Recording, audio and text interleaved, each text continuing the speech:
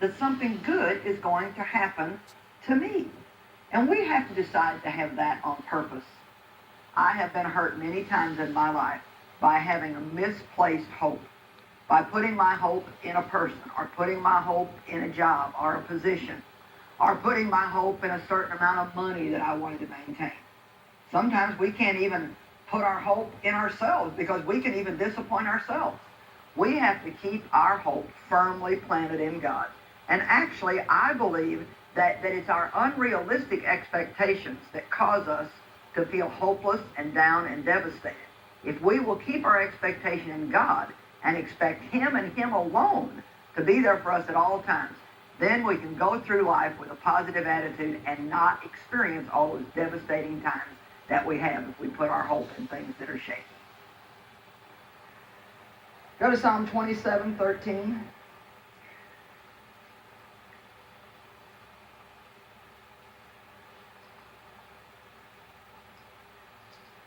See, I was real negative. Now, maybe you were born one of those happy people, but I wasn't.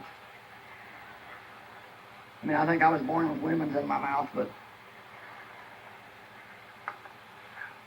I was taught to be negative. I was taught not to ever expect anything good to happen. My attitude sort of was, well, if you don't expect anything good to happen, then you're not disappointed when it don't. And I know from where I came from to the type of attitude that I live with now.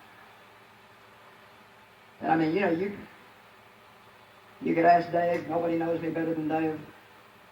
I used to just, every time things got negative or bad, I just went right down the drain with them. And I'm just not like that at all anymore. It wasn't easy, but I finally decided that I wanted to be happy. That I'd lived enough years being upset and frustrated and letting the devil steal my joy all the time. And you know what? If you're going to wait till you have no problems and no disappointments to be happy, then you're going to wake up someday and be about 85 years old, and it'll be about time for you to check out, and you will have never been happy. The only way you're going to be happy in the world today is if you understand that Jesus promised us, in the world you will have tribulation. Cheer up. I have overcome the world. Amen?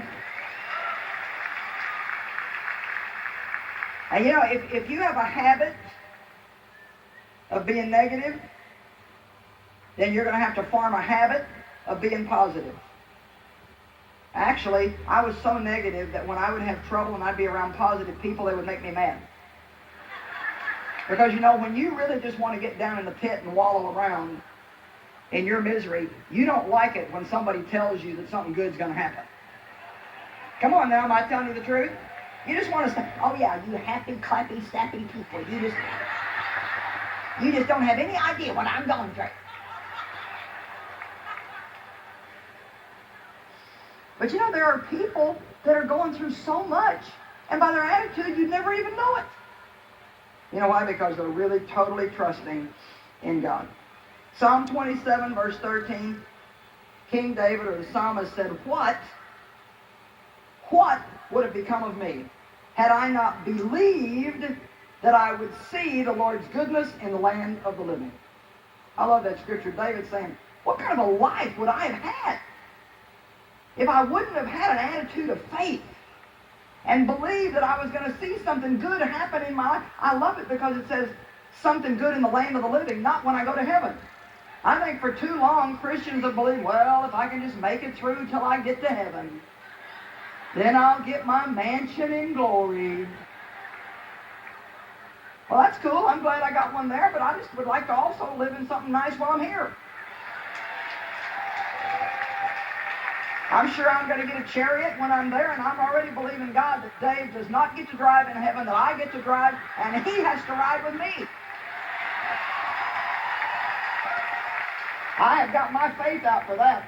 So I know that I will get a chariot in heaven, but I would like to drive a decent car while I'm here. I don't want to just wait for everything until I get to heaven.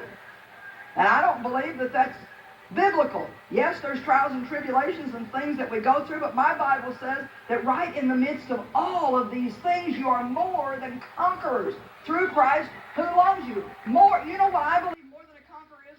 I believe more than a conqueror conqueror means that I live with this attitude that no matter what kind of a problem I have, I will